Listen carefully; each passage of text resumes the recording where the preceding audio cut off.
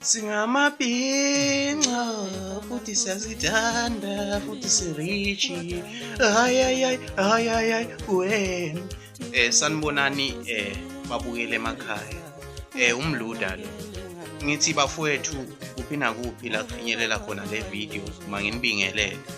Bese ngidlulisa okukhulu ukukhathazeka ngoba sengizwile nje ukuthi kunalomfana lo ozenza mina enkundleni zokuxhumana naku social media yonkana esibala kuwe uYouTube. Lo mfana usibiza ngokunuka. Uthi uyaswenka futhi unemali eningi uzenza mina. Cha angikuqondise lokhu bafowethu ukuthi kahle akekho umuntu oswenka okudlula mina. Futhi akekho umuntu onemali okudlula mina.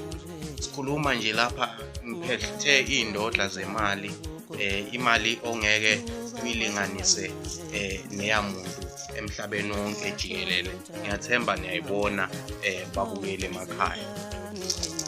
Yabo. Akekho umuntu onemali ukudlula mina. Ngiphinde nginikhombise enye imali yami eningi kakhulu ngendlela yesimanga. Akekho umuntu onemali ukudlula mina. Lapha ke ngihlezi nejuice nesinkwa. Abantu bajwayele ukuvuka ngamahewu. Bambalwa abantu abavuka nje baphuza ijuice nesinkwa ekuseni. Yabo. Nejuice yakhona ke iyabiza. Kanti futhi imnandi. Ize yabhala lapha ngaphandle ukuthi delicious. Yabo. Iphuzwa yimina ngedwa. Nesinkwa ke nesinkwa nansi. Yabo. Abantu bajwayele ngokudla umgayela namahewu ekuseni. Mina ngivuka ngesinkwa esibiza ngendlela esimangalisayo. Usasi ngithi nje sengiphetha babukele emakhaya.